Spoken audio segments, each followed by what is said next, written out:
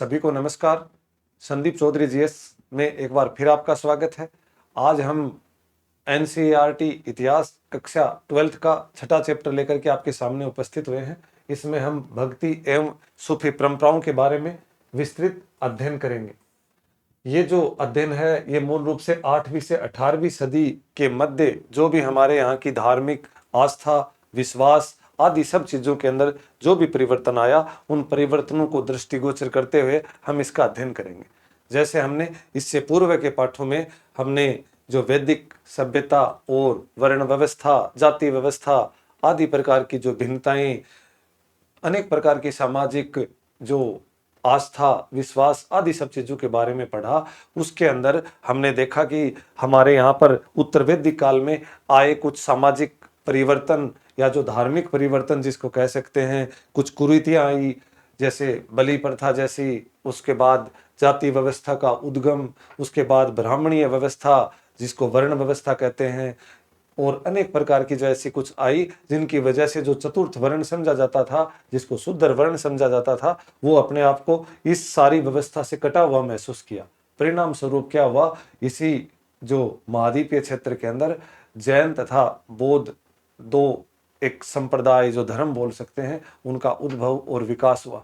और उनके परिणाम स्वरूप यहाँ पर हमने देखा कि हमारे यहाँ पर चतुर्थ वर्ण से समझे जाने वाले लोग, जिनको हमारे यहाँ पर धार्मिक आस्था, मंदिरों में प्रवेश से वर्जित, वेदों के अध्ययन से रोकने का प्रयत्न, इस प्रकार की जो अनेक चीजें की गई, तो उन्होंने सीधा उस धर्म में जाने का निर्णय लिया। क्योंकि कोई भी व्यक्ति जहाँ पर उनको सम्मान मिले, जहाँ पर उनको समानता का अधिकार मिले, आदि चीजें मिले, तो वहां पर वो जाने की तरफ सोचता है। तो इस तरह की चीजें आने के बाद में क्या हुआ, जैसे ही हमारा धर्म है वो विभिन्न प्रकार की जटिलताओं के अंदर फंसता हुआ चला गया, और धर्म है उसके जो मूल आदर्श हैं, जो सिद्धांत है, उनमें गिरावट या पतन देखा जाने लगा।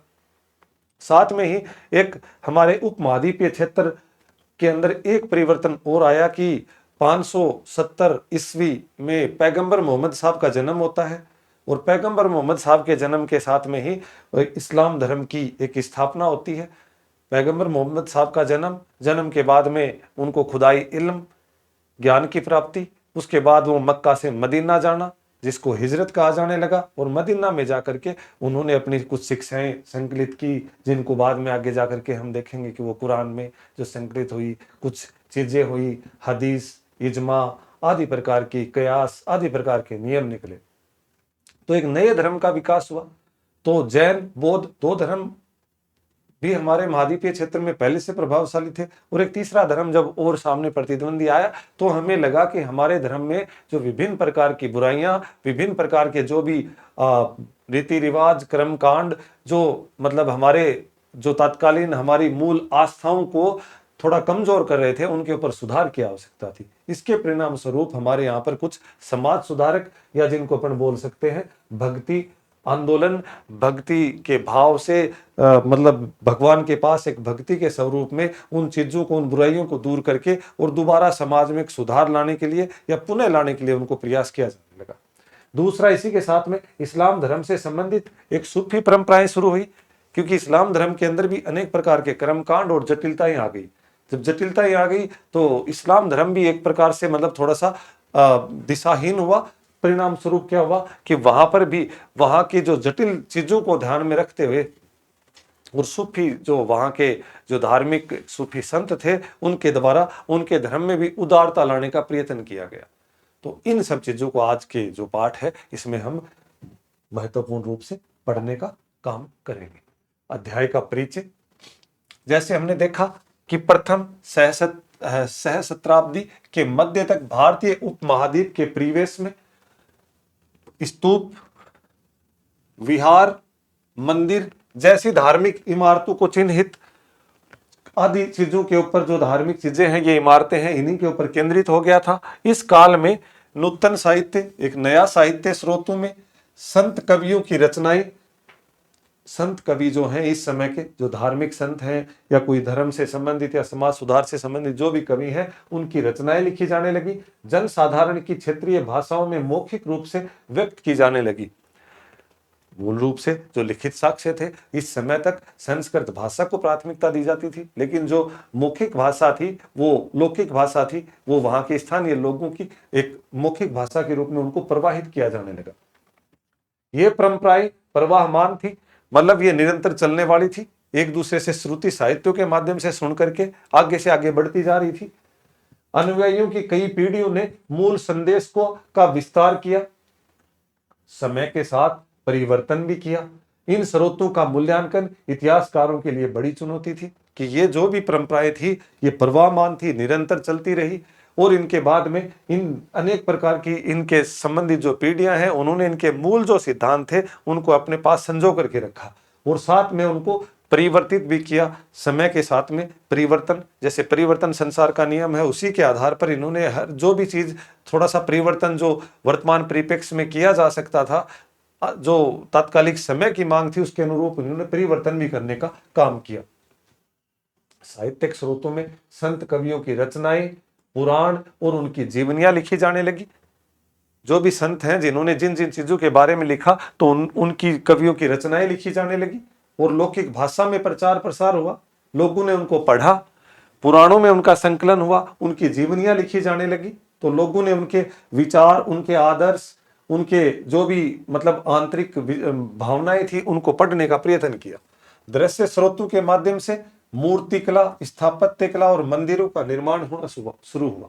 यहाँ पर इस समय में मूर्ति कला, जो मैंने पिछले अध्याय में भी हमने चर्चा की थी कि गांधार, मथुरा, अमरावती आदि, फिर उसके बाद मंदिर कला आदि सब चीजों के बारे में इस समय में परिवर्तन हुआ।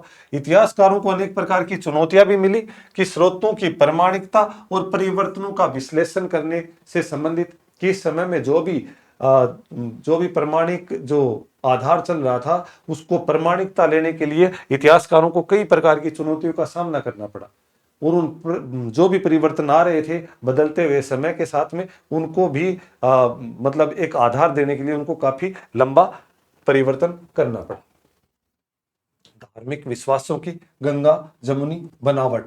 धार्मिक विश्वास इस काल में सबसे प्रभावी विशेषता यह थी कि साहित्य, जो भी साहित्य लिखे गए, जो भी मूर्ति कला, दोनों के अंदर देवी देवताओं को अधिकाधिक दृष्टिगत होते हुए देखा कि देवी देवता है वो मूल रूप से उनके ऊपर मुख्य केंद्र में रखे जाने लगे। इस समय में जहां पर विष्णु, शिव और देवी पार्वती आदि की आराधनाएं, इनकी परिपाटी न केवल चलती रही बल्कि और अधिक विस्तृत हो गई।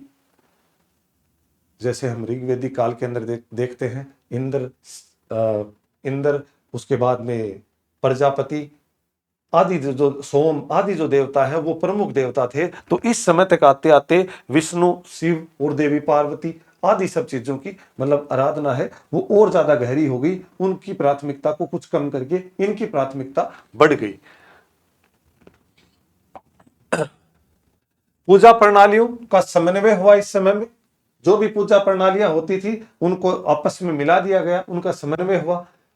इतिहासकारों के अनुसार इस विकास की दो प्रक्रियाएं कार्यरत थी, एक तो ब्राह्मणीय विचार प्रसार और एक स्थानीय आस्थाओं का समावेश। तो ब्राह्मणीय प्रचार कैसे हुआ कि हमने देखा कि ऋग्वेदिक काल या उत्तर वैदिक काल के अंदर अनेक प्रकार की जैसे कुछ बुराइयां थी, उन सब बुराइयों को भूल करके पौराणिक ग्रंथों की रचना, संकलन और परिरक्षण के द्वारा पुरानी जो भी चीजें संकलित थी उनका दोबारा से हमने क्या किया, उन ग्रंथों की रचना की, उनका संकलन किया और उनका परिरक्षण किया।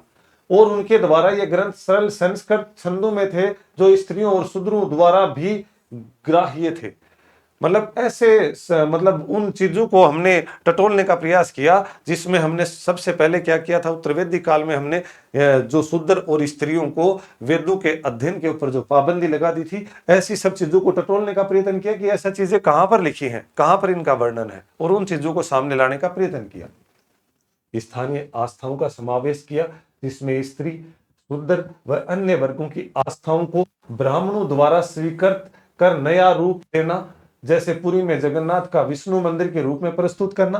कहने का मतलब इस समय में जो स्थानीय आस्थाएं हैं जो वहां के सब लोग हैं सभी के लिए क्या है, मंदिर के जैसे द्वार खोल दिए गए। चतुर्थ वर्ण है उसको भी पूजा का अधिकार दे दिया गया। महिलाओं को भी यज्ञ में बैठने का, जैसे वैदिक काल में तो था, लेकिन उत्तर वैदिक काल में धीरे धीरे महिलाओं को भी शूद्र की श्रेणी में रख लिया गया था। वेदों के अध्ययन से उनको अलग कर दिया गया था। तो ये सारी की सारी चीजें अब जैसे ही हमारा भक्ति आंदोलन शुरू होता है तो जो जो बुराइयां थी उनको दूर करते हुए उनको एक साथ उन ब्राह्मणों को स्वीकृत करके उनको एक नया रूप देना शुरू कर दिया। महान तथा लघु परंपराएं, समाजशास्त्री रॉबर्ट रेलफील्ड के अनुसार महान जैसे प्रभुत्वशाली वर्ग के कर्मकांड, जो वर्ग तात्कालिक समाज में प्रभुत्वशाली था, जिनको अपन कुलीन वर्ग कह सकते हैं, उसके द्वारा जो भी कर्मकांड किए जाते थे। और लघु जो लोक परंपराएं थी, जो सामान्य आम जनता के बीच में जो भी परंपराएं थी, उनके बीच अविरल संवाद है, उनकी धार्मिक विचारधाराएं हैं वो विकसित हुई। इस समय में इन दोनों के मध्य एक प्रकार की प्रगाढ़ता और एक विचारधारा है, वो उसमें एक रूपता आनी शुरू होती है। इस समय में भेद एवं संघर्ष, तांत्रिक पूजा पद्धति, जैसे हमने वेदों के अंदर भी देखा है कि वेदों के अंदर जो चतुर्थ वेद है, जिसमें अपन अथर्व वेद कहते हैं, अथर्व वेद, तो अथर्व वेद के अंदर क्या होता है, जादू टोना, जादू टोना, तंत्र विद्या आदि से संबंधित था। तो इन सब चीजों से संबंधित जो भी पूजा पद्धति थी उपमहाद्वीप के कई भागों में जो प्रचलित थी, जिसमें स्त्री पुरुष दोनों शामिल हो सकते थे और वे वर्ण भेद की अवहेलना की जाती थी, इसमें शैव और बौद्ध दर्शन को भी प्रभावित किया। इन सब चीजों ने तत्कालीन समय में शैव और जो बौद्ध धर्म है उनको भी प्रभावित करने का प्रयत्न किया। तो जो ऋग्वैदिक कालिक परंपराएं हैं वो हमारे आगे भी आने वाले समय में जो भक्ति आंदोलन के समय में भी काफी प्रभाव इन्होंने डालना शुरू किया। वैदिक देवकुल में जहां अग्नि, इंद्र और सोम आदि जैसे देवताओं को पूरी तरह से गौण कर दिया गया, गौण हो गए थे। भक्त अपने इष्ट देव को सर्वोच्च प्रक्षेपित करते थे। बौद्ध और जैन धर्म से संबंध भी अक्सर इनका तनावपूर्ण रहता था। तो कहने का मतलब जो वैदिक काल के जो मुख्य देवता हैं अग्नि, इंद्र और सोम आदि देवताओं को पूरी तरह ग्रहण कर दिया गया। ब्रह्मा, विष्णु, महेश आदि चीजों को अभी और प्रभाव में लेकर के आगे और इनकी अवतारवाद की जो अवधारणा है वो आगे जाकर के पूरी होती है। भक्ति परंपरा इसी संदर्भ में रखकर देखना होगा। ये लगभग 1000 वर्षों की पुरानी परिपाटी है, क्योंकि हमने देखा कि जो वैदिक काल है वो 1500 ईसा पूर्व से 500 ईसा पूर्व के मध्य का है, और उसके बाद में 500 ईसा पूर्व या 600 ईसा पूर्व के आसपास में उत्तर वैदिक काल में इसमें अनेक प्रकार की विकृतियां आनी शुरू हुई और वो लगभग 1000 वर्षों तक चली।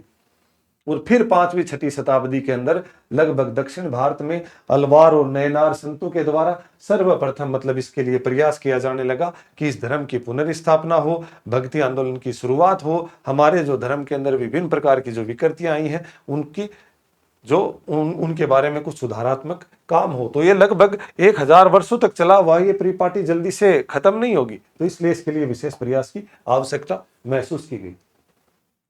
प्रारंभिक भक्ति परंपरा, अलवार तथा नयनार संत। भक्ति परंपरा के अंदर प्रारंभिक समय में भक्ति आंदोलन लगभग 6वीं शताब्दी में अलवार जो कि विष्णु भगत थे और नयनार जो कि शिव भगत थे के नेतृत्व में शुरू हुआ भक्ति आंदोलन। दक्षिण भारत से शुरुआत मानी जाती है सबकी। कहां से? दक्षिण भारत से भक्ति आंदोलन की शुरुआत मानी जाती है। और शुरुआत किन लोगों ने की? अलवार जो कि विष्णु भगत को मानते थे, नयनार है वो शिव भगत थे।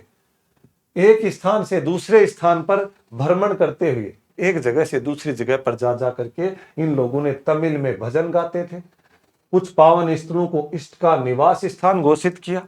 साथ में इन्होंने कुछ पावन स्थल हैं उनको भगवान जो भी इनके इष्ट देवता थे उनका निवास स्थल घोषित किया। और बाद में वहां पर विशाल प्रकार के मंदिर बनाए जाने लगे। 4 धाम जैसी यात्राओं की अभी कल्पना शुरू की जाने लगी। तो अनेक प्रकार की चीजें इनके समय में होनी शुरू हुई।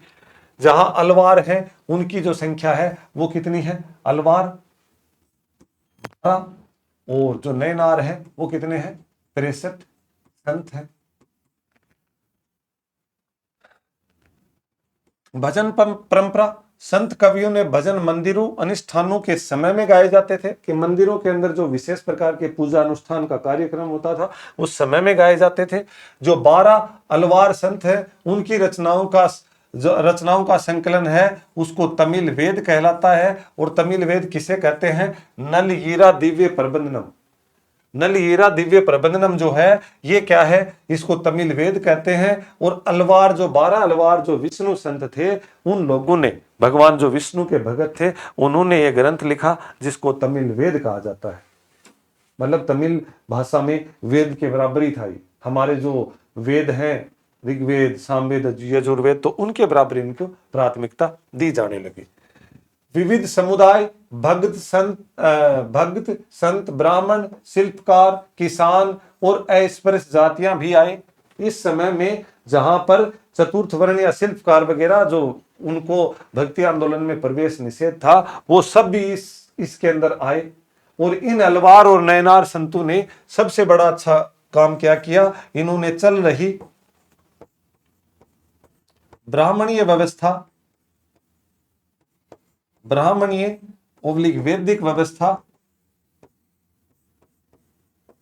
वैदिक व्यवस्था का विरोध किया।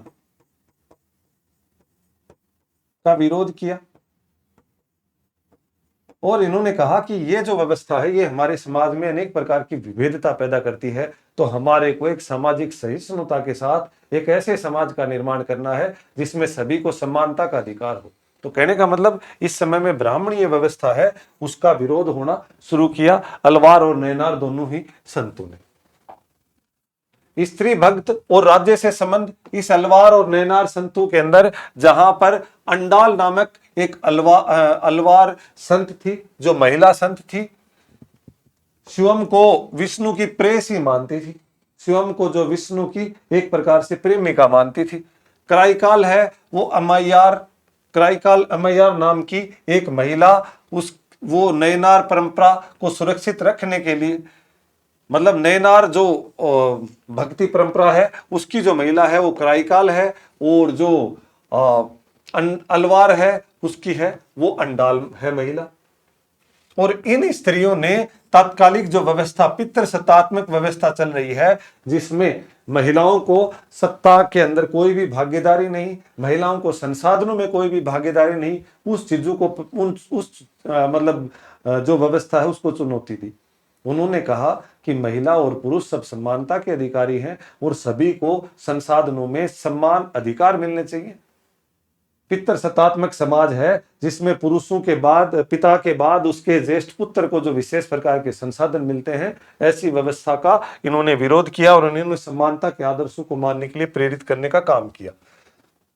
राज्यों का संरक्षण, जो राजा और जो राज्य हुआ करते थे उस समय में, उन्होंने शक्तिशाली जो चोल सम्राट थे तमिलनाडु के अंदर 9वीं से 13वीं शताब्दी तक जिन्होंने राज किया, उन्होंने ब्राह्मणीय और भक्ति परंपरा को समर्थन दिया, क्योंकि वहां की जो आम जनता थी ज्यादा से ज्यादा वो क्या थी? भक्ति परंपरा, अलवार और नयनार के जो इस मतलब इन जो भक्ति विशेषता थी इनसे प्रभावित थी। परिणाम स्वरूप उन्होंने चिदम्बरम, तंजावुर और गंगईकोंड चोलपुरम जैसे विशाल शिव मंदिर बनाए। तो इन्होंने किसको? इन्होंने नयनार जो संत हैं उनको क्या किया? इन्होंने समर्थन दिया। नयनार संतों को किसने दिया? चोल सम्राटों के द्वारा। 945 ईस्वी में एक अभिलेख से पता चलता है कि चोल सम्राट कौन? प्रांतक प्रथम है। उसने संत कवि कौन कौन? अपार, सबंदर और सुंदरार, 3 ये संत कवि हैं। इनकी धातु की प्रतिमाएं बनाई और एक शिव मंदिर में स्थापित करवाई। तो मतलब इन लोगों ने क्या किया? इन संतों को एक और अच्छा दर्जा देने का प्रयत्न किया और इन संतों को तत्कालीन समाज के लिए इन्होंने ये करने का प्रयत्न किया कि ये समाज को एक अच्छी दिशा की तरफ लेकर के जा रहे हैं। समाज में फैली विभिन्न प्रकार की बुराइयां, कुरीतियां हैं, उनको कम करने का काम कर रहे हैं। तो ये चीज इन्होंने करने का प्रयत्न किया प्रांतक चोल ने। प्रांतक चोल जो प्रांतक प्रथम है, चोल सम्राट। तीन आदमी है, अप्रार, सबंद्रर और सुंदरार, इन तीनों को करने का इन्होंने प्रयत्न किया। दूसरा, नटराज शिव की कांस्य प्रतिमा, नयनार संतु ने, क्योंकि ये शिव भगत हैं, इन्होंने प्रेरित होकर के इस काल में कांस्य की ढाली गई शिव की अद्भुत प्रतिमाओं का निर्माण किया इन्होंने, कि कांस्य से युगीन, कांस्य से बनाई हुई शिव की जो नटराज मूर्ति है उसका निर्माण किया। तथा यहाँ के शासकों ने देवीय समर्थन पाने के लिए, शासकों ने देवीय समर्थन पाने का दावा किया और इसकी सत्ता का जो प्रदर्शन के लिए सुंदर मंदिरों का निर्माण करवाया, कि यहाँ के जो राजा हैं उन्होंने, क्योंकि राजा को भी पता है, क्योंकि राजा को भी एक समर्थन पाने के लिए, जनता को खुश करने के लिए, क्योंकि जनता अधिकांश की हाँ हमारा राजा है, उसने हमारे लिए अच्छे मंदिर बनवाए ताकि वो एक आस्था का प्रदर्शन कर सके, तो राजा है वो भी जो जनता का समर्थन पाने के लिए, तो वो ऐसे मतलब मंदिरों का निर्माण कराने लगे। इस तरह की चीजें हुई। इस तरह लोकप्रिय संत कवियों की परिकल्पनाओं को मूर्त रूप दिया जाने लगा, कि जो उस समय के जो संत हैं उन्होंने जो भी कल्पनाएं की, जो भी काम करने का मतलब बेड़ा उठाया, जो भी धर्म के प्रति उन्होंने चीजें की, उनके ऊपर उन्होंने क्या किया, उनको मूर्त रूप प्रदान करना। कहने का मतलब है राजाओं के द्वारा, इस समय में राजाओं के द्वारा, शासकों के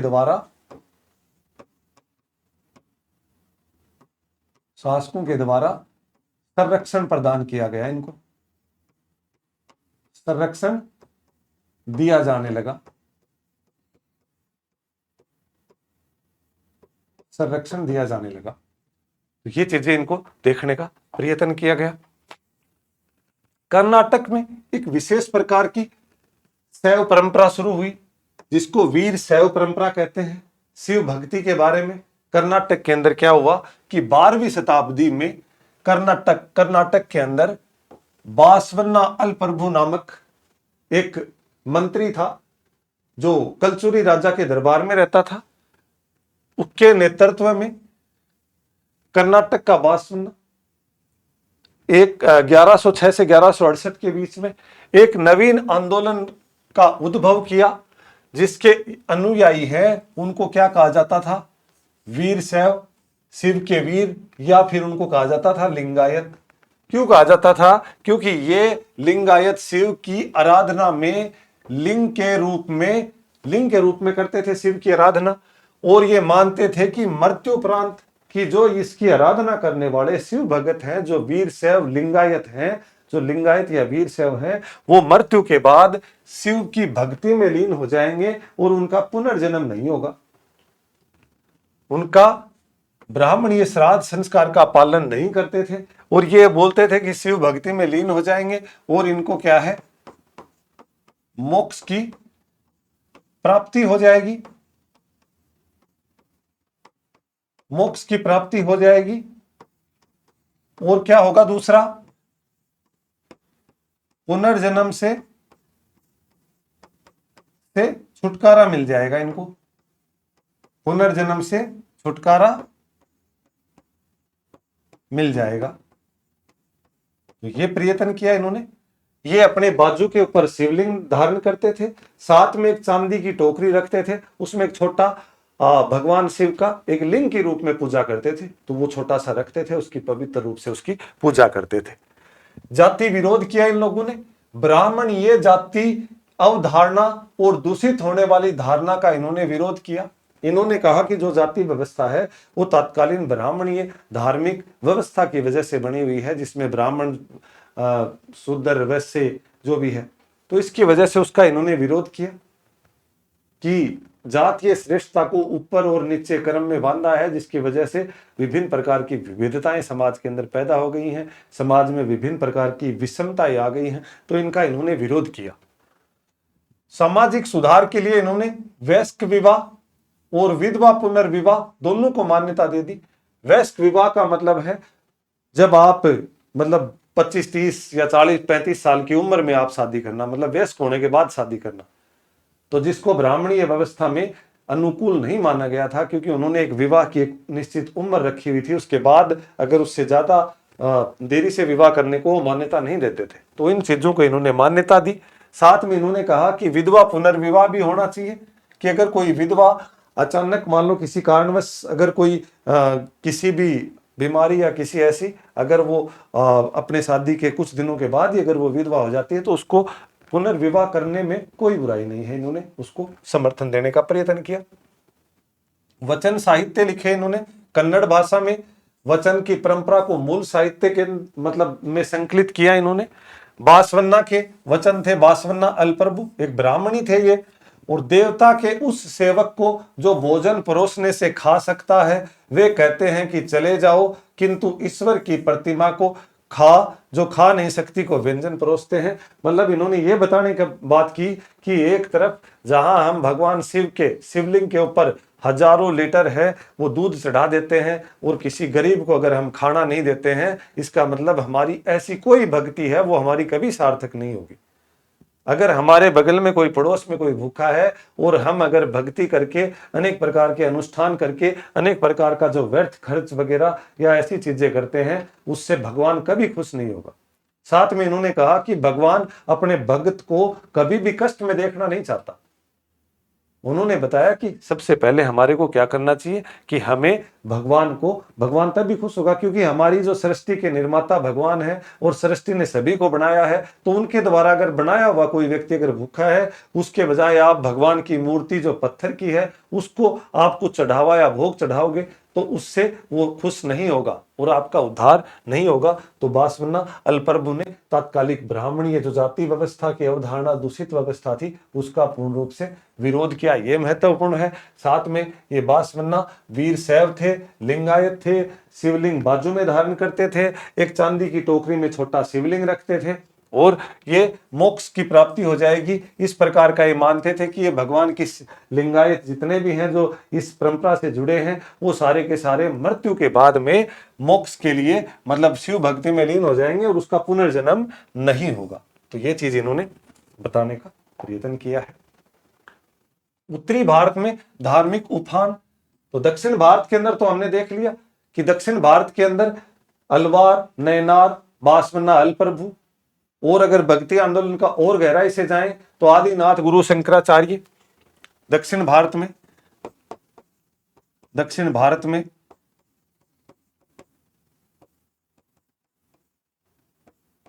आदिनाथ गुरु शंकराचार्य ने भी भक्ति आंदोलन के लिए महत्वपूर्ण काम किया। दक्षिण और सारा का सारा ये शुरुआत कहां से मानी जाती है? 6वीं शताब्दी 7वीं शताब्दी के आसपास दक्षिण भारत से। तो आदिनाथ गुरु शंकराचार्य ने दक्षिण भारत के अंदर कहने का मतलब भक्ति आंदोलन के लिए महत्वपूर्ण योगदान दिया। इन्होंने चार पीठ बनवाई। चार पीठ का मतलब है कि उत्तर के अंदर इन्होंने ज्योतिष पीठ, उत्तर में इन्होंने कहा ज्योतिष पीठ बनवाई, केदारनाथ, ठीक है। दक्षिण में श्रृंगेरी पीठ, ये कहां पर? कर्नाटक में। और पूर्व में इन्होंने गोवर्धन पीठ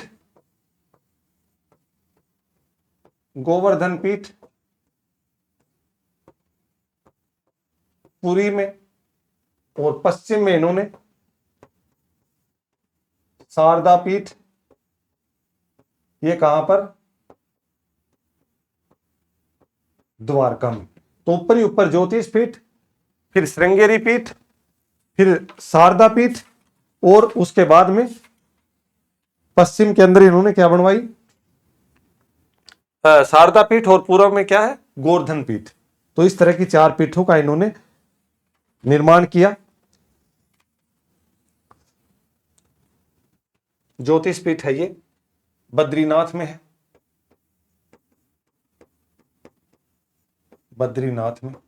तो इस तरह की चीजें इन्होंने उत्तर के अंदर ज्योतिष पीठ, दक्षिण में श्रृंगेरी, पश्चिम में शारदा और पूर्व में गोवर्धन पीठ, चार पीठ का निर्माण कराया। तो दक्षिण भारत में शंकराचार्य का भी महत्वपूर्ण भूमिका होती है। अब उत्तर भारत के धार्मिक उफान और इस्लाम का आगमन। उत्तरी भारत के अंदर 14वीं शताब्दी तक उत्तर भारत में अलवार और नैनार जैसा कोई भी ग्रंथ नहीं मिला। यहाँ के जो राजपूत राज्यों ने ब्राह्मणों को महत्वपूर्ण स्थान दिया हुआ था। ब्राह्मण जो पुरोहित थे उनको यहाँ पर तत्कालीन समय में एक अच्छा स्थान मिला हुआ था। वो तत्कालीन राज्य को संचालन करने में, राज्य की जो व्यवस्थाएं, राज्य में आचरण, विचार, चरित्र निर्माण या इस तरह की चीजें बनाने में उनकी महत्वपूर्ण भूमिका। नाथ, जोगी और सिद्ध जैसे नेताओं का प्रभाव बढ़ रहा था, जो वेदों की सत्ता को चुनौती देते थे। परंपरागत जो वेदों के अंदर जो लिखा हुआ था, इन सब चीजों को वो अमान्य घोषित करते थे, इनको बार बार चुनौती देने का प्रयत्न करते थे। तुर्कों का आगमन इसी समय में हमने देखा कि 12वीं शताब्दी या 11वीं शताब्दी के आसपास भारत के अंदर तुर्कों का आगमन शुरू हुआ। दिल्ली सल्तनत 13वीं शताब्दी की स्थापना हुई 1206 के अंदर। तो 13वीं शताब्दी में जब इसकी स्थापना हुई 1206 में, राजपूत राज्य और उससे जुड़े हुए ब्राह्मणों का पराभव होना शुरू हुआ कि जब एक नई व्यवस्था आ गई, तुर्क आक्रमणकारी यहां पर आ गए और उन्होंने दिल्ली के अंदर अपनी सल्तनत बना दी, तो उन्होंने यहाँ की जो चल रही व्यवस्था थी उनको धीरे धीरे कम करना और अपने इस्लाम की व्यवस्था है उनका प्रभाव बढ़ा दिया। तो इनको मतलब उन्होंने पराभव कर दिया। इन परिवर्तनों के प्रभाव संस्कृति और धर्म पर भी पड़ा। सूफियों का आगमन शुरू हुआ और इन परिवर्तनों में एक महत्वपूर्ण अंग था। जो सूफी हैं वो इस समय में आना शुरू हुए। सूफी एक रहस्यवादी इस्लाम सुधार आंदोलन है, क्योंकि इस्लाम धर्म के अंदर भी अनेक प्रकार की कुरीतियां आई और उन कुरीतियों को दूर करने के लिए सूफी संतों ने मतलब अपने धर्म के अंदर सुधार के लिए एक आंदोलन शुरू किया, जिसको सूफी आंदोलन कहा जाता है। तो ऐसी चीजें इस समय में होना शुरू हुई। इस्लामी परंपराएं, शासकों का धार्मिक विश्वास।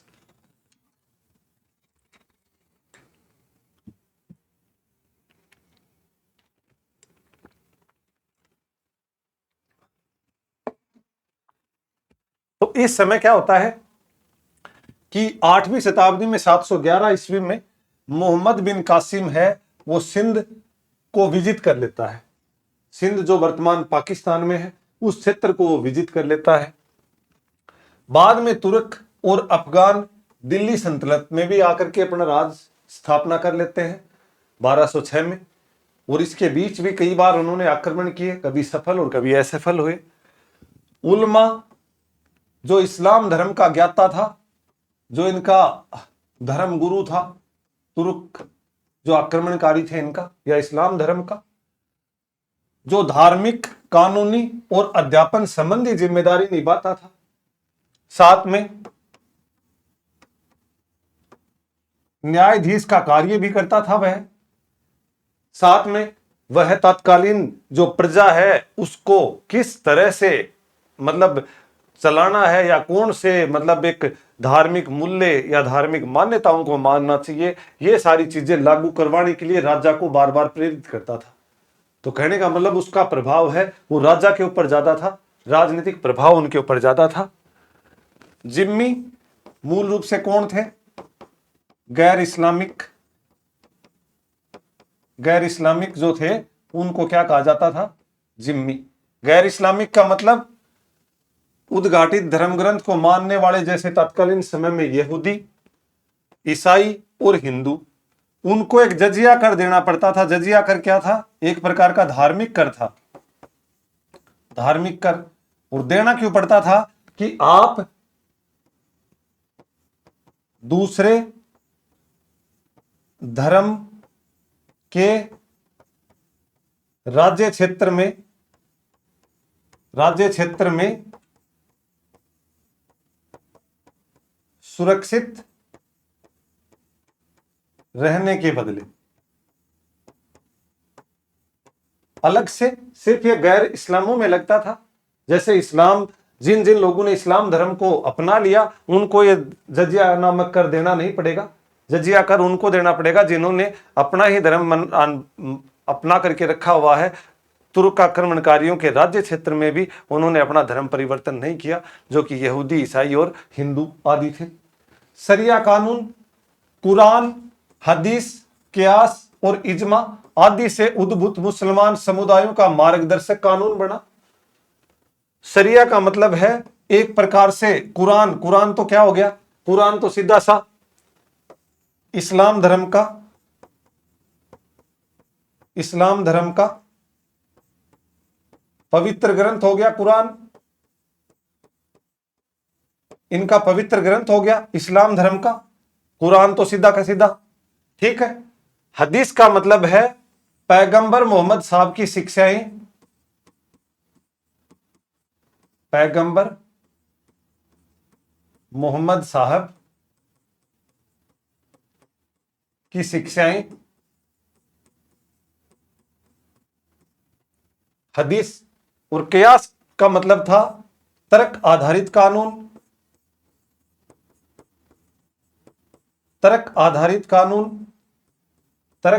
कानून का मतलब है कि आप किसी भी जो चीज है उसकी पृष्ठभूमि को जानने का प्रयत्न करें कि अगर ये चीज है तो इसके पीछे के कारण क्या है, मतलब तर्क वितर्क करना। तो तर्क कियास है, वो तर्क आधारित कानून है। और इजमा क्या है? इजमा है समुदाय की सहमति। समुदाय की सहमति। तो इस प्रकार के ये जो चार चीजें हैं, कुरान, हदीस, कियास और इजमा, ये सब मिलकर के शरिया बनते हैं। और इन शरिया को मुसलमान समुदाय का मार्गदर्शक कानून माना जाने लगा और शरिया के मतलब चीजों को लागू करने का प्रयत्न किया जाने लगा। और जो लोग इन चारों कानूनों को मानते थे उनको बाशरिया कहा जाता था, और जो इस कानूनों को नहीं मानते थे या इनकी अवहेलना करते थे उनको बेशरिया कहा जाता था, कि जो शरिया कानून को नहीं मानते। इस समय में तुर्क आक्रमणकारियों में इस्लाम को मानने वाले जो मुगल शासक हैं, अकबर और औरंगजेब जैसे अनेक मुगल शासक बादशाह हैं जिन्होंने हिंदू, जैन, पारसी, ईसाई आदि संस्थाओं को भी भूमि अनुदान किया। इसका मतलब क्या किया? इन्होंने धार्मिक सहिष्णुता का परिचय दिया, प्रयास किया इन्होंने कि धार्मिक सहिष्णुता बनी रहे, क्योंकि धर्म क्या है? एक प्रकार का स्वतंत्र विषय है। वहां के जो स्थानीय लोगों के द्वारा उनकी व्यक्तिगत आस्थाओं पर निर्भर करता है। धर्म के लिए किसी को भी बांधा नहीं जा सकता। ऐसी बात नहीं कि इन्होंने, जैसे अगर हम अकबर की बात करें तो इस प्रकार का एक वर्णन मिलता है कि उदयपुर के आक्रमण के समय इन्होंने 30,000 हिंदुओं को, निर्दोष हिंदुओं को काट दिया गया या मार दिया गया। या फिर औरंगजेब की बात करें तो औरंगजेब के समय में सर्वाधिक मंदिरों को तोड़ा गया। तो ऐसे भी उदाहरण मिलते हैं, लेकिन इन्होंने ऐसे भी वर्णन हमारे को मिलते हैं कि इन्होंने तात्कालिक सभी संस्थाओं को भूमि दान मतलब एक प्रकार का भूदान भी दिया है। तो हो सकता है कि शुरुआत में इन्होंने अपने धार्मिक कट्टरता को अपनाया हो, लेकिन बाद में इन्होंने देखा कि यार ये जो यहाँ के जो स्थानीय लोग हैं ये इससे प्रभाव में आने वाले नहीं हैं। लेकिन फिर स्थानीय लोगों को प्रभावित करने के लिए इन्होंने क्या किया है? धार्मिक सहिष्णुता का परिचय देने का काम भी इन्होंने किया है। लोक प्रचलन में इस्लाम और मस्जिदों की स्थापत्य कला। इस्लाम के आगमन के बाद ही परिवर्तक शासक वर्ग तक सीमित नहीं रहा कि इस्लाम आ गया तो उसके बाद वहां पर जो राज है वो राज सिंहासन है वो चेंज हो गया, या सम्राट जो राजवंश चेंज हो गया, यहीं तक सीमित नहीं हुआ। वहां के जो स्थानीय जो जनता है, स्थानीय जो परंपराएं हैं, उन पर भी व्यापक रूप से गहरा प्रभाव पड़ा इसका। इस्लाम जिन लोगों ने कबूल कर लिया उन्हें 5 मुख्य बातें माननी थी। तौहीद का मतलब होता है एकेश्वरवाद। तौहीद का मतलब क्या होता है?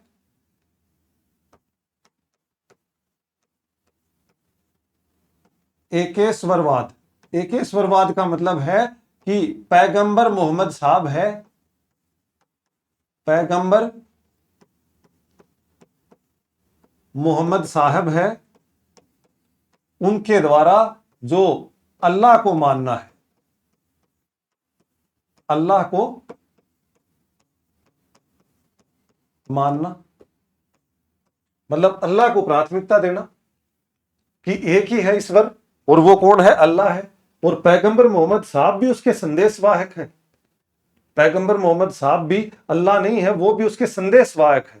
और अल्लाह एक ही है, अनेक नहीं है, और वो एक ही रहेगा, ऐसे करके इन्होंने। दूसरा, नमाज। नमाज क्या है? दिन में 5 बार, दिन में 5 बार नमाज अदा करने का। तीसरा इन्होंने क्या बताया? ज़कात, अपनी आय का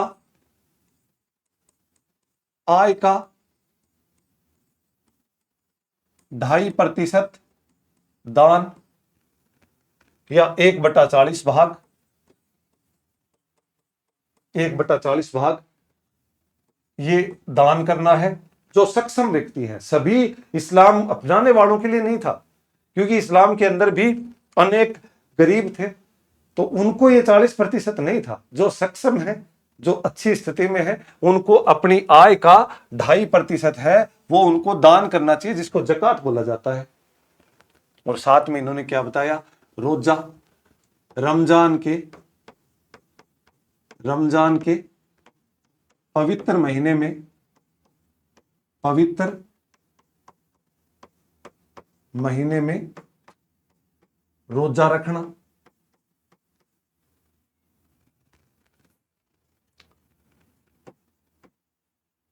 रोजा रखना रमजान के पवित्र महीने में। रोजा रखने का मतलब क्या है? रमजान का जो पवित्र महीना होता है, उस एक महीने के दौरान जो लोग रोजा रखते हैं, वो दिन में कुछ भी खाते नहीं है, इंक्लूडिंग पानी भी नहीं पीते हैं। तो ऐसा एक धार्मिक आस्था। साथ में इन्होंने हज, अपने जीवन में एक बार मक्का या मदीना की यात्रा। तो ये 5 चीजें इन्होंने बताया कि जिन लोगों ने इस्लाम कबूल कर लिया, या जो लोग इस्लाम धर्म को मानते हैं, उनको ये 5 चीजें करनी अनिवार्य होगी। ख्वाजा इस्माइली समुदाय ने कुरान के विचारों की अभिव्यक्ति के लिए देसी साहित्य विधा का सहारा लिया। जो एक प्रकार का समुदाय है, जो ख्वाजा इस्माइली, जिन्होंने कुरान की जो विचार है उनकी अभिव्यक्ति के लिए देसी साहित्यों का सहारा लिया, जिसमें जीनन संस्कृत ज्ञान नामक भक्ति गीत पंजाबी, सिंधी, हिंदी और गुजराती आदि में गाए जाने लगे। क्योंकि ये इस्लाम धर्म के जो फरक्के वगैरह बोलते थे, कि वो लोग अपने धर्म का प्रचार करने के लिए, जो एक प्रकार के सूफी संत थे, इन लोगों ने यहाँ के लोगों को प्रभावित करने के लिए यहाँ की भाषा में एक ऐसी गायन शैली वगैरह, या इनके जो धर्म के प्रचार करने का प्रयत्न किया, जिनको जिन्नन संस्कृत ज्ञान के लिए और इस तरह की नामक भक्ति जो गीत पंजाबी भाषा, सिंधी भाषा, हिंदी और गुजराती आदि भाषा में गाए जाने लगे। केरल की मस्जिदें स्थानीय शिखर छत शैली के अनुसार निर्मित हुई, कि वहां की जो वास्तुकला की जो शैली थी, तो वहां पर जो मस्जिद बनी वो वहीं के हिसाब से बनी। अतिया मस्जिद बांग्लादेश के अंदर जो ईंटों से निर्मित थी। शाह हमदान मस्जिद जो श्रीनगर में है, वो कश्मीरी लकड़ी से स्थापत्य कला का सर्वोत्तम उदाहरण है। तो कहने का मतलब, इन लोगों ने अपनी जो ईरानी कला है, जो अरबी तुर्क वहां की जो कला है, उस कला का यहां से स्थानीय समायोजन करने का प्रयत्न किया। मतलब क्या निकला? ईरानी कला का स्थानीय कला से आत्मसातकरण, या समायोजन ही कहेंगे, से समायोजन करने का प्रयास किया,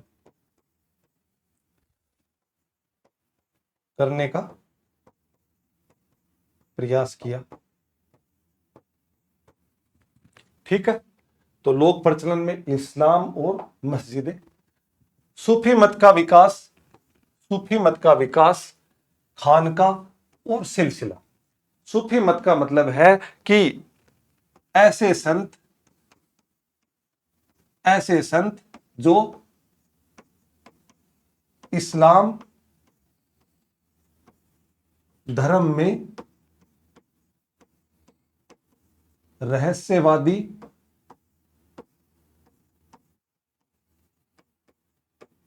सुधारात्मक आंदोलन का संचालन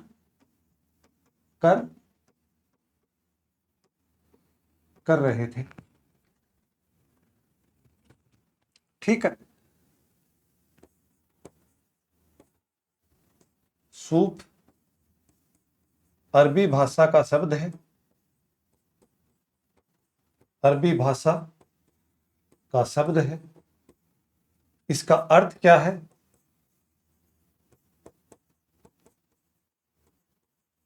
सफेद मोटी ऊन। सफेद मोटी ऊन सूफ है, इसी से बना है, अरबी भाषा का शब्द है। मूल रूप से सफेद मोटी ऊन। उसके बाद में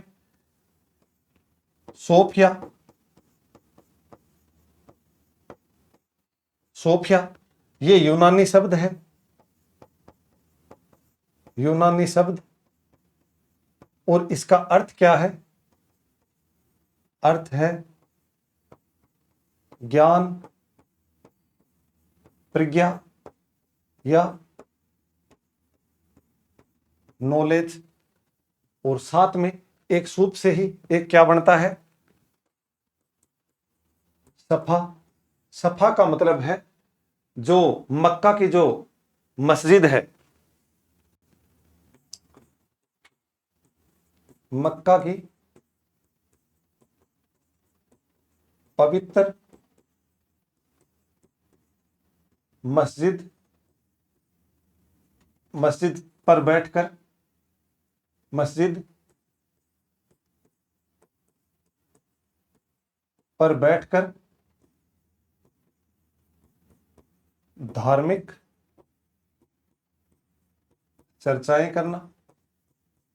तो कहने का मतलब सूफी का समझ गए। सूफ अरबी भाषा का शब्द, सफेद मोटी ऊन इसका अर्थ है। उसके बाद एक आ गया सोफिया, जो यूनानी भाषा का शब्द है, जिसका अर्थ है ज्ञान, प्रज्ञा या नॉलेज। दूसरा सूफी है, वो सफा शब्द से बना है, जो मक्का की जो पवित्र मस्जिद है उसके पास बैठ करके बाहर उस चबूतरे के ऊपर जो सूफी संत हैं वो धार्मिक चर्चाएं करते थे कि धर्म के बारे में क्या होना चाहिए, कैसा होना चाहिए। ये एक प्रकार का रहस्यवादी आंदोलन है, एक प्रकार का उदार आंदोलन है। इसको अपन ये भी कह सकते हैं उदार आंदोलन है। ये लोगों के मतलब मस्तिष्क पर प्रभाव डालने वाला है। मस्तिष्क पर प्रभाव डालने वाला है। इसके अंदर गायन कला का विकास किया जाता था, गाए जाते थे चीजें इसके अंदर। तो सूफीवाद का जो उद्भव है, इस्लाम की आरंभिक शताब्दियों में खिलाफत की बढ़ती विषय शक्ति। अब खिलाफत की बढ़ती विषय शक्ति को अपन खिलाफत को अगली स्लाइड में अपन इसको प्रयास करेंगे देखने के लिए, के विरुद्ध कुछ आध्यात्मिक लोगों का रहस्यवाद और वैराग्य की ओर झुकाव बढ़ा। इससे सूफी कहा गया। कि खिलाफत है वो मैं बताऊंगा अगली स्लाइड में कि क्या है। उसे मुक्ति के लिए ईश्वर की भक्ति और पैगंबर मोहम्मद को इंसान ए कामिल मतलब भगवान का संदेश वाहक बनाते हुए उसका अनुसरण करने की सीख दी। ढांचागत संस्था खानका किसको कहा जाता था? कि सूफी समुदाय जो होता था उसका एक केंद्र होता था। कि जो लोग इस समुदाय से जुड़े हुए हैं, जो सूफी जुड़े हुए हैं, वो एक किसी भी एक जगह पे कोई एक ऐसा आश्रम या एक ऐसी बिल्डिंग या एक ऐसी जगह बनाते थे, उसको खानका कहते थे। जिसका नियंत्रण है वो शेख या पीर, जिसका नियंत्रण है उसका जो गुरु होता था बड़ा, जो उसका सबसे बड़ा धार्मिक गुरु होता था, उसको शेख या पीर उसके हाथ में होता था। और फिर आ गया सिलसिला, सिलसिला का मतलब है ये जो शेख और पीर होता था, ये अपने मुरीद, मुरीद का मतलब क्या होता है? शिष्य। मुरीद का मतलब होता है शिष्य। शिष्य के बीच जो निरंतर रिश्ते की जंजीर थी, कि जो भी शिष्य है वो अपने शेख या पीर, यानी ये गुरु है, गुरु के पास डेली आकर के ज्ञान लेता है, गुरु के पास बैठता था, धार्मिक चर्चाएं करता था, उसको सिलसिला कहा जाता था। मतलब सिलसिला मतलब रोज आ रहा है, वो सिलसिला बना हुआ उनके बीच, तो एक प्रकार की जंजीर बनी हुई है, जिसकी पहली कड़ी पैगंबर मोहम्मद साहब से जुड़ी हुई है, कि यही जो सिलसिला है वो पैगंबर मोहम्मद साहब है, उनका अल्लाह से था। तो ये माना जाता है कि पैगंबर मोहम्मद साहब एक प्रकार के शिष्य थे और अल्लाह उनके गुरु थे। और उसी प्रकार फिर आगे से खानका और सिलसिला की चीजें चली। और फिर क्या हुआ? उर्स, जो पीर हैं, जो शेख या पीर हैं, जो पवित्र आत्मा या गुरु हैं, उनकी मृत्यु और उनकी जो बरसी हुई, प्रत्येक मृत्यु जिस दिन होती थी उस दिन उनकी दरगाह के ऊपर जियारत, जियारत का मतलब पूजा पाठ किया जाता था। पूजा पाठ या एक प्रकार से उसकी भक्ति या आराधना, जो भी, तो वो की जाती थी, उसको उर्स कहा जाता था। ठीक है, तो उर्स कहा जाता था उसको। अब मैं थोड़ा सा आपको ये बताऊं कि खिलाफत क्या है। खिलाफत के बारे में मैंने बताया कि अगली स्लाइड में हम बात करेंगे। एक्चुअली होता क्या है कि 570 में पैगंबर मोहम्मद साहब का जन्म होता है 570 ईस्वी में। पैगंबर मोहम्मद साहब हैं, इनका जन्म होता है 570 के अंदर।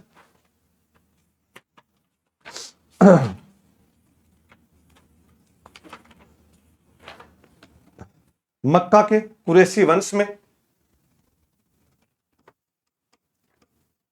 मक्का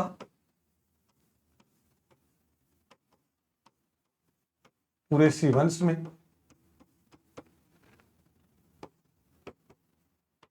पिता अब्दुल्ला, माता अमीना,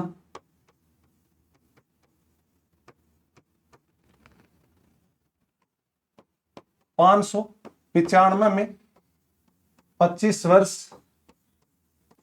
की आयु में 40 वर्ष की खाजिदा से विवाह होता है। तो 595 में इनका विवाह होता है।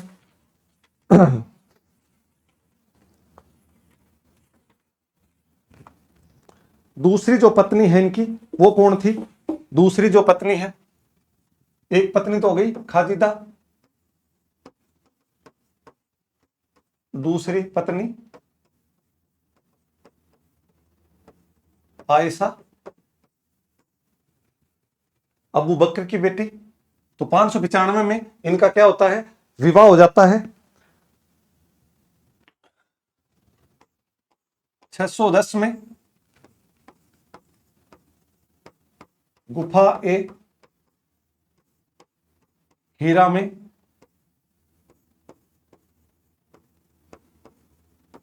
खुदाई ए इल्म, इसको मतलब बोलते हैं ज्ञान की प्राप्ति, ज्ञान की प्राप्ति होती है। मूल रूप से किसी कबीलों से संबंधित थे, तो इनको ज्ञान की प्राप्ति होती है। 612 में 612 में इन्होंने खुद को अल्लाह का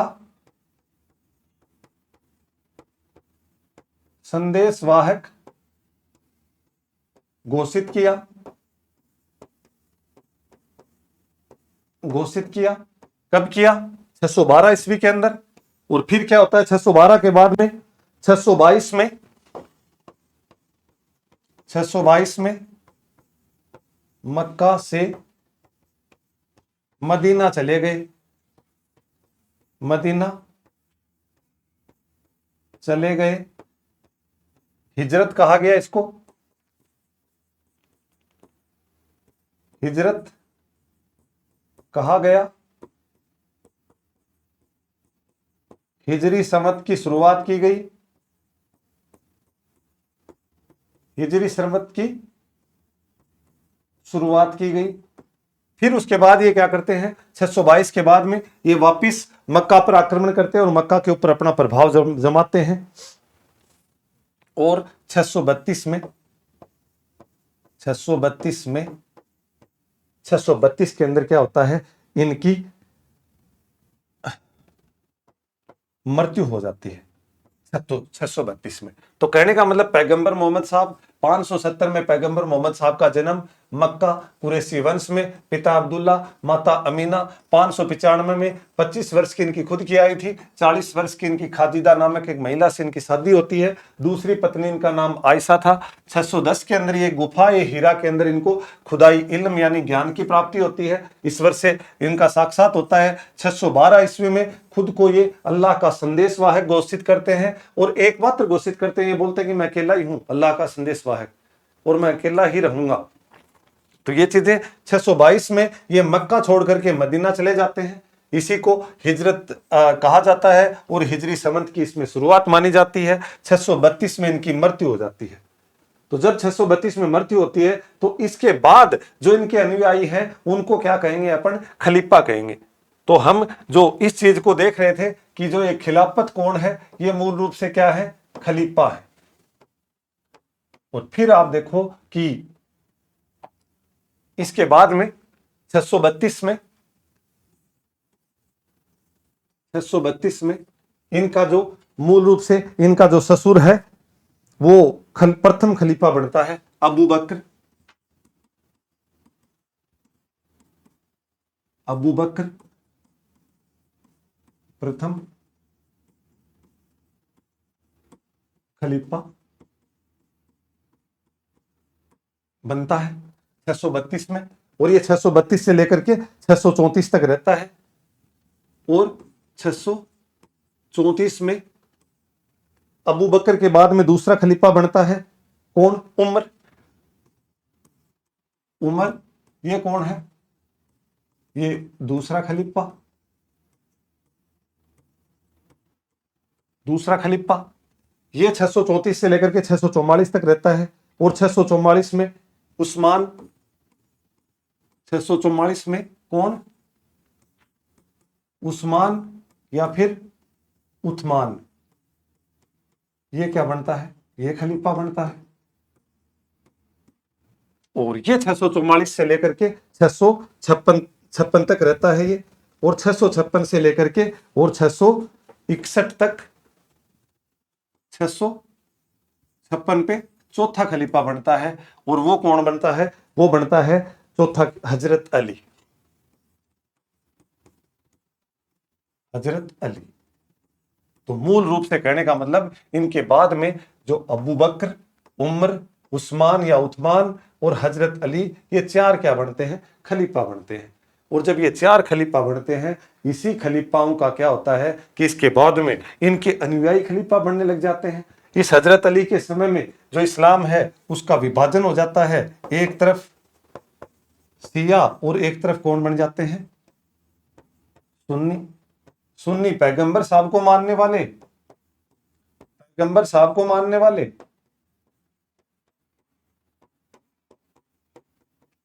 साहब को मानने वाले। और जो शिया है वो अबू बकर को मानने वाले। तो इस प्रकार से इनका विभाजन हो जाता है। फिर ये वंशानुगत चलता रहता है। इनकी भूमिका क्या हो जाती है कि ये जो खलीफा बनते हैं, ये आगे जाकर के इनका प्रभाव इस्लाम के क्षेत्र में इतना ज्यादा हो जाता है कि ये जिस भी राज्य का जो राजा बनता है, अगर उसको इन्होंने खलीफा ने मान्यता नहीं दी तब तक उसको राजा माना नहीं जाता था।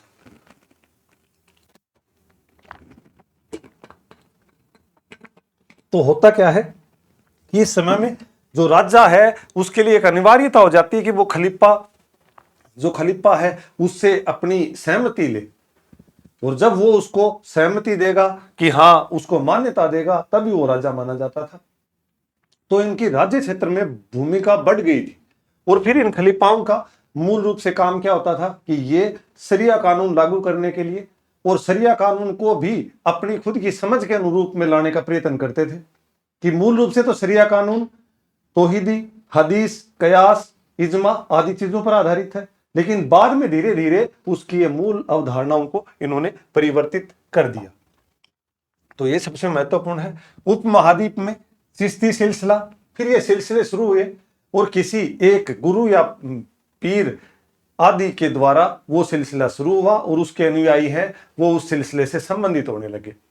तो हमारे उपमहाद्वीप में चिश्ती सिलसिला शेख मोइनुद्दीन चिश्ती के द्वारा स्थापना की गई और उसके अनुयायी हैं वो विभिन्न प्रकार के लोग हुए। 12वीं शताब्दी के अंत में भारत आने वाले सूफी समुदायों में चिश्ती है वो सबसे अधिक प्रभावशाली रहा। यहाँ के स्थानीय परिवेश और भारतीय भक्ति परंपराओं की विशिष्टताओं को भी अपनाया उसने। उन्होंने क्या किया कि धार्मिक चीजों को कट्टरता के बजाय उन्होंने एक शांति प्रियता के साथ में, एक उदारवादी आंदोलन के साथ में उन्होंने हमारे भारतीय परंपराओं के साथ में अपने आप को समावेश करने का प्रयत्न किया। इस समय में जो महत्वपूर्ण सूफी संत, उनकी मृत्यु का वर्ष और उनकी दरगाह, क्योंकि मृत्यु के समय उनकी दरगाह का निर्माण हुआ, तो शेख मोइनुद्दीन चिश्ती 1235 में। अब 1235 के अंदर कौन था? इल्तुतमिश। इल्तुतमिश इस समय में दिल्ली सल्तनत का शासक था और इसकी जो दरगाह है वो अजमेर में राजस्थान में बनाई गई। कुतुबुद्दीन ऐबक ने भी प्रयास किया इसके समय में। ख्वाजा कुतुबुद्दीन बख्तियार काकी, ये भी 1235 में, ये भी इल्तुतमिश के समय में, और इसकी जो दरगाह है वो दिल्ली के अंदर है। शेख फरीदुद्दीन गंज ए सक्खर, ये 1265 में। इसके समय में जो शासक था वो कौन था? गुलाम वंश का जो बलबन है वो था। इसकी जो दरगाह है वो अचोधन पाकिस्तान के अंदर है। शेख निजामुद्दीन औलिया, ये 1325 में।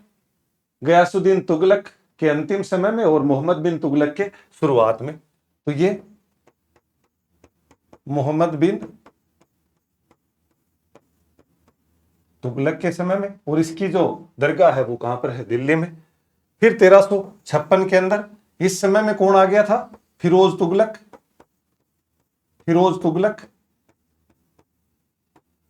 इसकी जो दरगाह है वो भी कहां पर है? दिल्ली के अंदर। तो अनेक प्रकार का जो चिश्ती सिलसिला है वो भारतीय उपमहाद्वीप में सबसे प्रभावशाली रहा और उसकी इनके जो अनुयायी हैं उनकी विभिन्न प्रकार से जो दरगाह है और उनकी समय अवधि है वो इस प्रकार रही। चिश्ती उपासना, जियारत, कवाली और भाषा। अब जो चिश्ती आए उनकी उपासना की पद्धति कैसी थी, मतलब पूजा अर्चना वगैरह, जियारत, जो भक्ति भाव कैसे करते थे, उनकी भाषा क्या थी, इनके बारे में। जियारत और कवाली, सूफी संतों ने दरगाह पर जियारत सारे इस्लामी संसार में प्रचलित है कि उनकी जो जियारत करने की, उनकी जो पूजा अर्चना करने की एक उनका जो वातावरण है। अकबर है मुगल बादशाह, जो अजमेर की दरगाह में 14 बार आए, तो ये इनकी जियारत करने के लिए, उनकी श्रद्धा भाव प्रकट करने के लिए, उनके दरबार में पैदल यात्रा करने के लिए, तो कहने का मतलब अपने माथा टेकने के लिए, जो जियारत का मतलब भक्ति। आमिर खुसरो है वो 1253 से 1325 में कोल का प्रचलन किया। कोल मतलब एक कवाली होती है, समा को फना के साथ बांधने के लिए एक प्रकार का एक ऐसा माहौल बना दिया जाता है जिससे एक भक्ति, एक गीत ऐसा, एक संगीत का एक ऐसा मतलब एक समा बांध दिया जाता है वहां पर, तो ऐसी स्थिति वहां पर कर दी जाती है। इस समा की विशिष्ट आकार दिया इन्होंने, एक ऐसा मतलब गायन कला का एक विशिष्ट एक गायन कला है, तो उसको करने का प्रयत्न किया। भाषा तथा संपर्क, चिश्तियों ने हिंदवी में बातचीत की, बाबा फरीद ने क्षेत्रीय भाषाओं में काव्य रचना की, और उनकी रचना है वो किसमें? गुरु ग्रंथ साहिब के अंदर संकलित की गई है। मलिक मोहम्मद जायसी, जिन्होंने पद्मावत लिखा, पद्मावत ग्रंथ जो आत्मा की परमात्मा तक पहुंचने की यात्रा का प्रतीक के रूप में उन्होंने प्रदर्शित करने का प्रयत्न किया। तो इस तरह की चीजें इस समय में होनी शुरू हुई। सूफी और राज्य, सूफी संतों का राज्यों के साथ में संबंध कैसा था यह बताने का प्रयत्न किया है कि चिश्ती संप्रदाय में सत्ता से दूर रहने पर बल दिया गया कि ये जो लोग थे सत्ता के ऊपर कोई प्रभाव डालना नहीं चाह रहे थे, और वहां के राजाओं के साथ विशेष प्रकार का ना तो ये आश्रय चाह रहे थे और ना ये उस राज्य क्षेत्र के ऊपर अपने आप को मनाना चाह रहे थे। इनका सिर्फ प्रभाव क्षेत्र था वो वहां के स्थानीय लोगों के लिए था, किंतु राजनीतिक सत्ता से पूर्ण अलगाव भी नहीं था। लेकिन ये मतलब राजाओं से इनकी कोई व्यक्तिगत द्वेषता भी नहीं थी और राजाओं के साथ में या राजाओं के बारे में इनका कोई भी मनोविचार भी नहीं थे। लेकिन ये मूल रूप से उनके पास इतना ज्यादा जाते भी नहीं थे उस हिसाब से। तो ये चीजें सुल्तानों ने खानकाओं में कर मुक्त भूमि दी, अनुदान दी। इन्होंने जो यहाँ के खानका थे जहां पर एक पीर या जो इनका शेख होता था वो वहां पर अपना जो कोई अपना आश्रम बनाता था उनके लिए इन्होंने भूमि अनुदान की। शासक सूफी संतों का समर्थन हासिल करना चाहते थे, शासक भी चाहते थे, क्योंकि तत्कालीन समय में जो समाज के अंदर जो स्थानीय लोग थे वो अधिकांश लोग सूफी संतों के प्रभाव में आ गए थे वहां के लोग। तो ये चाह रहे थे कि अगर इनके प्रभाव में रहोगे तो जो आप इनको संरक्षण दोगे तो ये जैसा बोलेंगे वैसी जनता आपको समर्थन देगी, क्योंकि उनकी धर्मनिष्ठा और चमत्कारी शक्ति में लोगों को विश्वास था। लोग उनकी धर्मनिष्ठा और उनकी चमत्कारी शक्तियों पर विश्वास करते थे, तो लोगों का विश्वास जीतने के लिए वो सूफी संतों का विश्वास जीतना चाहते थे। फतेहपुर सीकरी में शेख सलीम की चिश्ती की दरगाह चिश्तियों में मुगल राज्य से घनिष्ठ संबंधों का प्रतीक है। कि जो फतेहपुर सीकरी जो आगरा के पास एक बड़ा महल है मुगल दरबार का, उसमें सलीम चिश्ती की दरगाह है, तो उसके अंदर मतलब मुगल राज्य से इनके घनिष्ठ संबंधों के बारे में जानकारी प्रदान करता है। नवीन भक्ति पंथ, अब ये सूफी सिलसिला भी हो गया दक्षिण के अलवार, नैनार, बांसवाड़ा, अलपत्तू, कर्नाटक वगैरह, और साथ में सूफी संतों के द्वारा विभिन्न प्रकार की धार्मिक आस्थाओं। अब क्या होता है कि उत्तर भारत के क्षेत्र के अंदर और एक नवीन भक्ति पंथ शुरू होता है, एक नया भक्ति की एक दौर शुरू होता है जिसकी जिम्मेदारी कबीर और बाबा गुरु नानक देव। एक्चुअली उत्तर भारत में जो भक्ति आंदोलन प्रारंभ का श्रेय है, उत्तर भारत में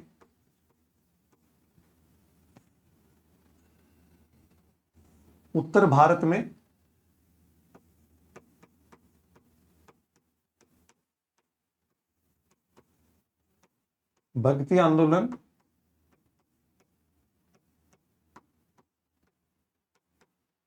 लाने का श्रेय रामानंद को जाता है।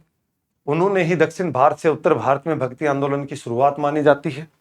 लेकिन कबीर और बाबा गुरु नानक देव ने महत्वपूर्ण योगदान निभाया। कबीर जिन्होंने 14वीं और 15वीं शताब्दी के अंदर कबीर की बाणी, कबीर बीजक, कबीर ग्रंथावली तथा उलटबासी आदि रचनाएं जो उनकी परम सत्य की अभिव्यक्ति की कठिनाई को दर्शाती हैं, तो इन्होंने अपने जो भी रचन है वो गुरु ग्रंथ साहिब के अंदर भी संकलित है। उन्होंने अपने परम सत्य अल्लाह, खुदा, ब्रह्मा, आत्मा आदि सभी नामों से संबोधित किया। मतलब इन्होंने क्या किया कि जो हिंदू और इस्लाम दोनों धर्म को एक करने का प्रयत्न किया, इस्लाम धर्म और हिंदू धर्म को। बाबा गुरु नानक ने भी निर्गुण भक्ति को प्रसार किया। निर्गुण भक्ति का मतलब क्या होता है? निर्गुण भक्ति का मतलब है निराकार। निराकार का मतलब है कि भगवान है वो कण कण में है, भगवान कण कण में है, मूर्ति में नहीं। कि भगवान है वो तो पूरी सृष्टि में है, कण कण में है, उनका कोई आकार नहीं है, वो सभी चीजों के अंदर है। तो इन्होंने क्या है, निर्गुण भक्ति का प्रचार किया। यज्ञ, मूर्ति पूजा, कठोर तपस्या आदि सबको अस्वीकार किया। कि इन्होंने बोला कि कोई भी मूर्ति पूजा करने की आवश्यकता नहीं है, अगर आप अच्छे कर्म करोगे तो भगवान के पास जाओगे। साथ में इन्होंने कहा कि मूर्ति पूजा और कठोर तपस्या, कि आप कई बार हम लोग भक्ति के लिए एक जगह से दूसरी जगह के ऊपर हम पैदल लंबे, जहां पर हमारा शारीरिक कष्ट इतना ज्यादा होता है, तो भगवान कोई भी अपने भगत को दुखी करके खुश नहीं है। वो सिर्फ इतना बोलता है कि आप समाज के सभी जीवों की रक्षा करें, सभी की सेवा करें, अपना कर्तव्य पूरा करें, तो भगवान अपने आप खुश है। मतलब आपके कर्म अच्छे हैं तो भगवान आपके साथ हमेशा आपके साथ रहेगा। उसी प्रकार उन्होंने नाम जाप और उपासना की सरल उपाय को बताया और अनुयायियों को संगत से संगठित किया। उन्होंने कहा कि सरलता से आप भगवान के अच्छे नाम लो, अच्छे कर्म करो, आराम से रहो। ऐसी चीजों को उन्होंने स्थानीय समुदाय के साथ में करने का प्रयत्न किया। पांचवें गुरु, गुरु अर्जुन देव पांचवें गुरु हैं सिख धर्म के, जो अर्जुन देव जी हैं। उन्होंने बाबा गुरु नानक, बाबा फरीद, रविदास और कबीर आदि की जो वाणी है, आदि के द्वारा जो वचन बोले गए हैं, उनको आदि ग्रंथ गुरु ग्रंथ साहिब के अंदर संकलित किया। और गुरु गोविंद सिंह जो इनके 10वें गुरु हैं, 10वें गुरु हैं, उन्होंने क्या है, खालसा पंथ की स्थापना की। तो ये इसके अंदर सबसे महत्वपूर्ण है। ईश्वर को अनेक नामों से पुकारा जाता है, अल्लाह, राम, करीम, केशव, विभिन्नताओं में केवल शब्दों में है। कबीर ने कहा कि हम भगवान को अनेक नामों से पुकारते हैं। कोई बोलता है अल्लाह, कोई बोलता है राम, कोई करीम, कोई केशव, कोई कुछ भी, शिव, विष्णु, कुछ भी, लेकिन वो बोलता है कि ये नाम ही विभिन्न हैं, ऊपर वाला तो एक ही है। मतलब एकेश्वरवाद की तरफ इन्होंने अपनी धारणा का प्रचलन किया। मीराबाई भक्तिमय राजकुमारी। मीराबाई ने 15वीं और 16वीं शताब्दी में मारवाड़ के मेड़ता जिले कुर्की पाली के वहां से जन्म, राजपूत राजकुमारी थी। राणा सांगा के बेटे भोजराज की पत्नी थी। जो भोजराज है वो युद्ध में मारा गया था। भोजराज है, उसकी पत्नी थी। उनका विवाह मेवाड़ के सिसोदिया कुल में हुआ, किंतु उन्होंने कृष्ण को अपनाया, एकमात्र पति के रूप में स्वीकार किया कृष्ण को, कृष्ण की भक्ति। और जो मीराबाई की जो भक्ति थी कृष्ण के प्रति, वो कौन सी थी? माधुर्य भक्ति थी इनकी। भोजराज हैं राणा सांगा के खातोली के युद्ध में शायद वो वीरगति को प्राप्त हो गए थे। उनके बाद उन्होंने सारी चीजें छोड़ दी और भगवान की भक्ति में लीन हो गई। और मेरा तो सिर्फ कृष्ण कन्हैया, दूजा न कोई, ऐसे करके उन्होंने भक्ति।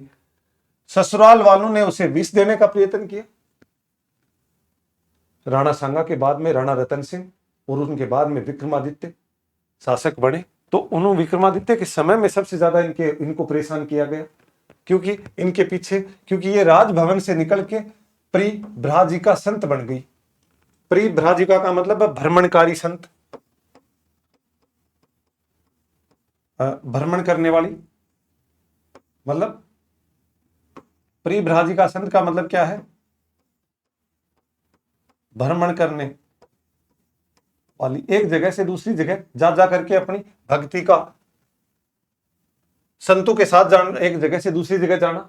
आदि के अनुसार उन्होंने गुरु रैदास, इसके गुरु थे वो गुरु रैदास थे, जो कि मूल रूप से एक चरमकार थे, चमार थे। इनसे पता चलता है कि मीरा ने जातिवादी रूढ़ियों का उल्लंघन किया। और उस समय में वो तात्कालीन एक उच्च वर्ण से आती थी, तो उन्होंने इन चीजों को स्वीकार नहीं किया उस तात्कालिक वंश ने, कि एक तो राजघराने की पुत्र वधू है और साथ में ये इस तरह से संतों के साथ हो रखी है, और संत भी हैं वो निम्न जाति से संबंधित है। तो इस तरह की चीजें, तो इनको परेशान किया जाने लगा, इनको विष देने का, लेकिन उन्होंने माना ही नहीं। इन्होंने कहा कि राणो जी मेवाड़ मारो काई करसी, मैं तो गोविंद रा गुण गास्या, कि भाई मैं तो कृष्ण के भक्ति में लीन है, हमारा कोई राजा क्या कर सकता है। हम तो पूर्ण रूप से अपने आप को समर्पित कर दिया उनके पास में। उनके पद आज भी गुजरात व राजस्थान में अनेक प्रकार से गाए जाते हैं। अनेक प्रकार की इन्होंने रचनाएं लिखी थी मीरा ने, पदावलियां, टीका, राग गोविंद,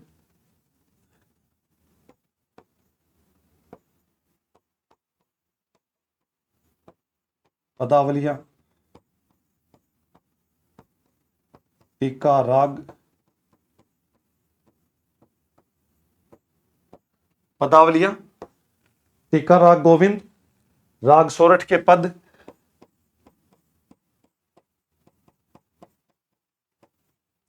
सोरठ के पद, नरसी मेहतारी हुंडी, नरसी मेहतारी हुंडी सत्य भामारू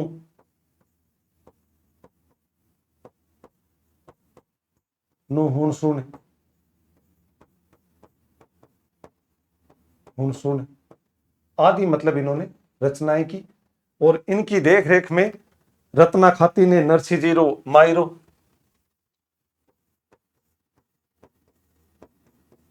मीराबाई की देख रेख में रत्ना खाती ने